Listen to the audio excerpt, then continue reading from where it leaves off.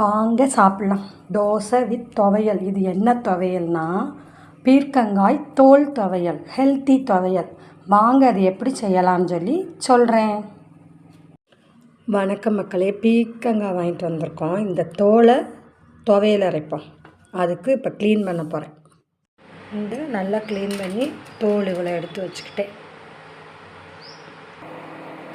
பீர்க்கங்காய் தோல் துவையலுக்கு பீர்க்கங்காய் தோல், கொஞ்சம் மல்லிச்செடி, இதுக்கு தேவையான வத்தல், உளுந்து, கொஞ்சம் புளி, உப்பு, வெள்ளைப்பூடு, இதையெல்லாம் இதில் போட்டு நல்லா வதக்க போகிறேன். உளுந்தும் வத்தலும் நல்லா பொரிஞ்சிருச்சு. இந்த தோலை எடுத்து போட்டு வதக்க போகிறேன். அப்புறம் ஒவ்வொன்றா இப்படி போட்டு வதக்கணும்.